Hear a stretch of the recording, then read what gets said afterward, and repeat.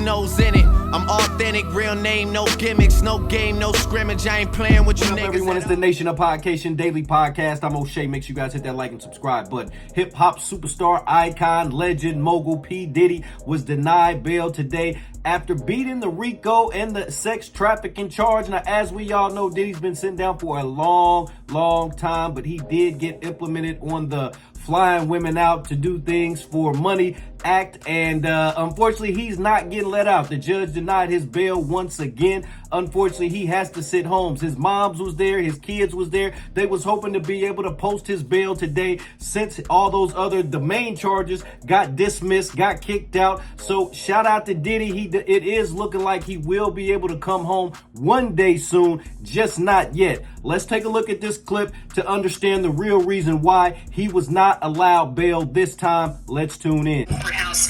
Lisa, what was the decision by the judge to deny bail for Diddy?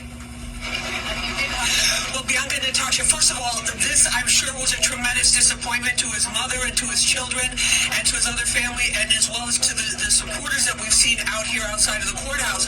But in terms of the legality of it, according to Attorney Jeremy Sallin, who we've been speaking with this hour, he said that this is fairly standard in terms of a conviction on these prostitution transportation charges, which are the two counts that Diddy was found guilty of.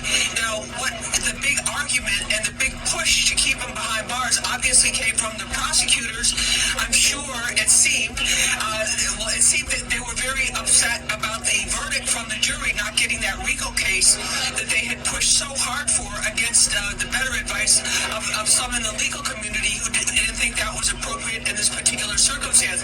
They also lost out on the sex trafficking. That was not guilty. And they said at this morning, the prosecution said that, Your Honor, we need several hours to come back and consider bail. Otherwise, they would have just considered the bail, the bail application and the bail situation right there shortly after the verdict was read. That was not the case. They were granted all these extra hours, the extra afternoon. Sean Diddy Combs sitting in a holding cell all the while this afternoon while they're crafting these letters to the judge to explain their positions. And the defense was arguing his mother, who we've seen many times here on Fox 5 going in and out of court every single day to support her son. She's 85 years old. The argument of the defense was that he's her primary caregiver, and certainly he is the closest relative to her, and that he also has a 3-year-old baby daughter, baby love Sean Combs, and that's her name. And so that was their argument, but the prosecution he still remains a danger.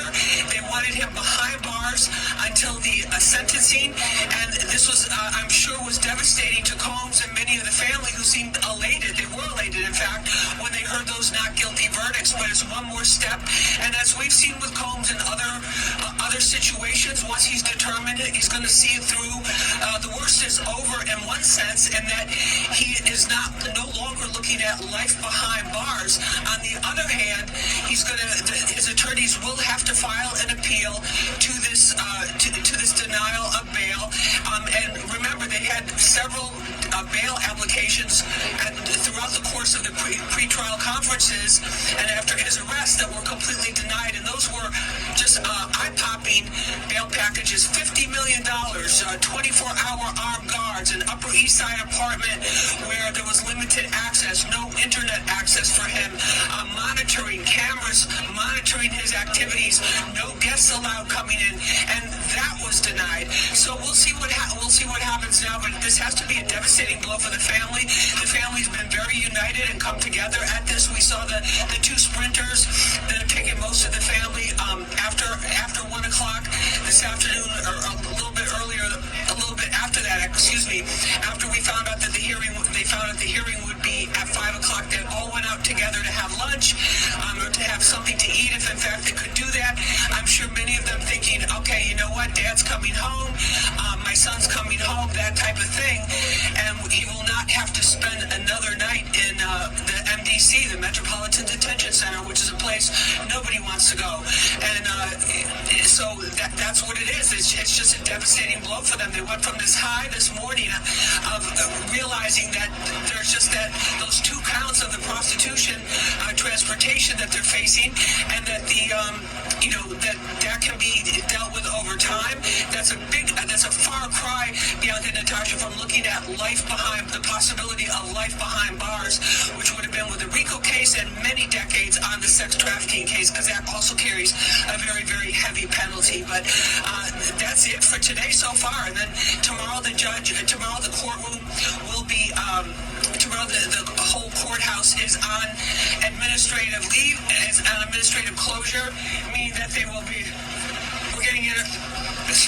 we're getting interference from all the helicopters up above.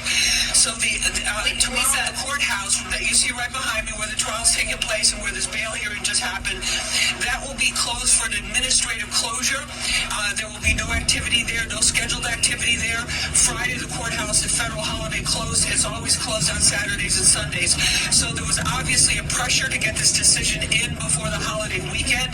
And I'm sure there's a lot of disappointment all the way around that they just couldn't bring him home tonight. Natasha and Bianca? Yeah, Lisa, you mentioned that the $50 million bail package, which is pretty extreme. Why was that not enough to convince the court to let him go on bond here, especially with all those other extra things you were talking about? Could you repeat that again? I'm sorry.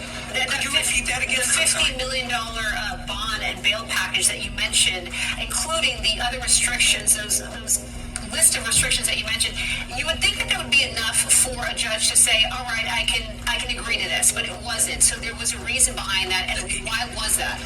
Yes. Well, the reason behind that, and that's a great question. What the reason behind that particular denial was the fact that the feds, when you're in prison or you're in jail, they're monitoring all your calls, and they tell you straight up, we're monitoring all your calls. The lead prosecutor, Maureen Comey, told the judge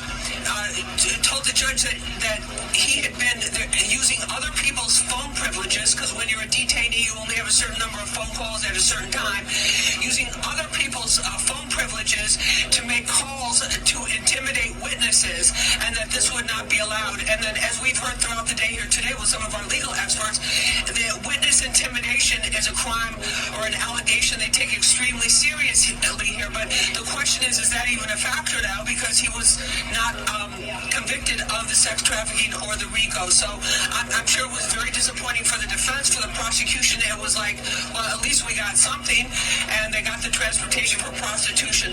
But I think it was a big come down for the federal prosecutors. That's what pretty much every legal commentator and legal expert is telling us today. That's the latest here from federal court. Natasha, Bianca, back to you in the studio. Yeah, definitely a high to a low. All right, Lisa, thank you very much. All right, nation, there you have it. So you hear the latest news on the P. Diddy trial.